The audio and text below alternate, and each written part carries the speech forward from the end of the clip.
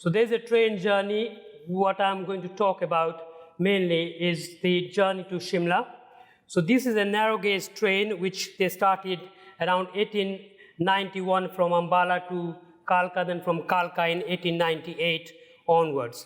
The old railway line, which is a narrow gauge line, goes from Kalka to Shimla, and it's around 96 kilometers and through 103 tunnels. So at the moment, there's 102 tunnels are working. So tunnel number 46 is no more.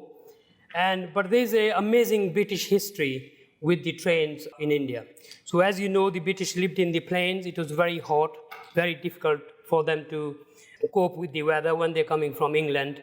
When they found Shimla in 1816, it wasn't for them very easy to get to Shimla. They had a battle with Gurkhas, and in the end, they had a compromise with Gurkhas. So in 1816, they did a treaty with Gurkhas, and they said, look, we're going to work with you. Let us go up to the hills. So they started the journey from, first time in 1816, went up into the hills, but it took them a long, long time to get established in Shimla. So they traveled with ponies, with horses, and local people even carried them on their palanquins to take them up to Shimla because these were very different mountains. And vegetation was very different. It was very much like home. When you come to England, alpine trees and the cool breeze. And they thought, that's it. We don't have to travel too far to England now. We want to live in Shimla. So that's how they kind of planned. But then later, from Delhi, they first came to Ambala. Ambala was the main hub. So from there, they thought, let's build a train to Shimla because everybody wanted to go to Shimla. So that's when they started. And in 1898, so until 1903, they built the 96-kilometer train. So that's how they started, and the local people worked. And you have to remember, nowadays we have machines, we have amazing machines to make tunnels.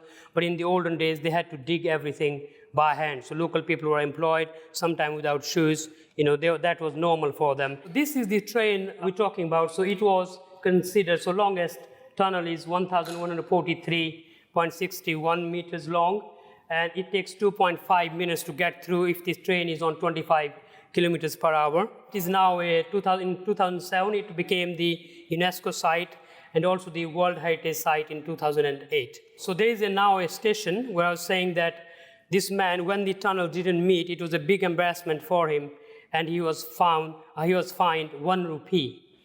And that fine, not only the fine, but the whole kind of failure of that tunnel became a big embarrassment for him, and he actually shot himself dead in one of the unconnected tunnel.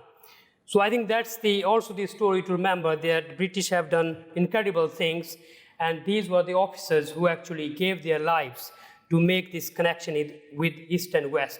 They went to the wilderness and to settle in those different cultures and countries. So this station is named after him. So this is the train, goes up to the hills. So there are beautiful stations similar. One is in Kalka. You travel from Kalka up the hill, and beautiful train journey through the hills. So you're rising up from the ground level, from the sea level, going up to 2,280 meters. And now they just started another beautiful train called Himdarshan, which goes from Kalka, takes around 5 hours to Shimla. Beautiful, comfortable train. Now they even have lots of windows, and even the sky is see-through, so you can actually have a full view all around the hills as you travel up.